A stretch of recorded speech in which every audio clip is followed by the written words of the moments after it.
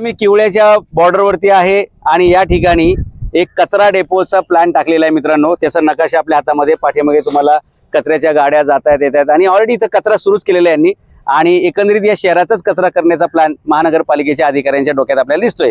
या ठिकाणी मित्रांनो कोणतेही आरक्षण टाकत असताना घेत असताना ताब्यात 75% जमीन ताब्यात असेल तरच ते आरक्षण टाकावं आणि पुढे प्रोसेस करावे असे नियमावली असताना सुद्धा या ठिकाणी संजय कुलकर्णी नावाचा एक भ्रष्ट अधिकारी आहे ज्यांनी 12 कोटी रुपयाच्या याच्यामध्ये हेरफार करून हे अशा प्रकारे चुकीच्या पद्धतीने आरक्षण टाकलेले आणि त्याच्या विरोधात इथले सगळे रहिवासी नागरिक उतरलेले आहेत। याचं कारण असं की इथं 2.5 एकरमध्ये हा कचरा डेपो कचरा संकलन केंद्र किंवा हे सगळं होणार आहे आणि तुम्ही बघू शकता पाठीमागे एकदम हायफाय सोसायटी आहे।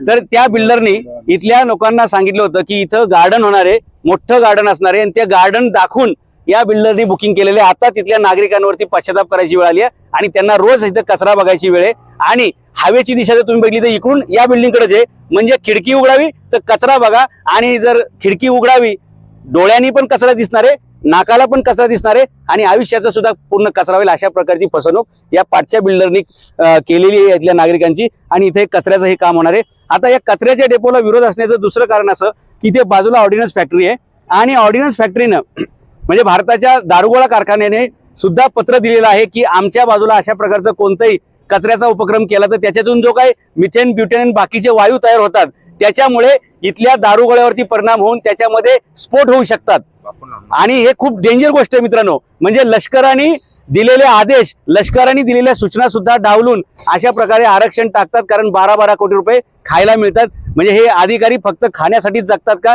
आणि खाऊनच मरणार आहेत का अशा प्रकारचं चित्र इथं आहे।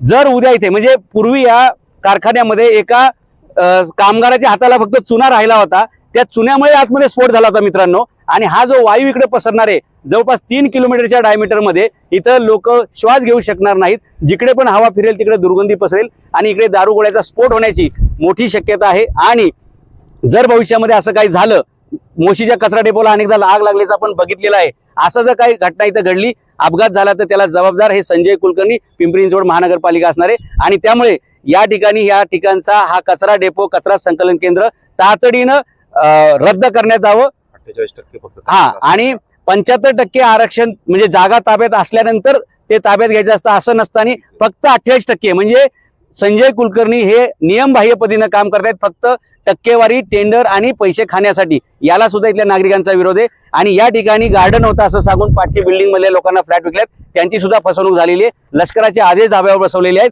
आणि नागरिकांच्या आरोग्यासाठी घातक असा प्रोजेक्ट आहे, त्याला ह्या सगळ्यांचा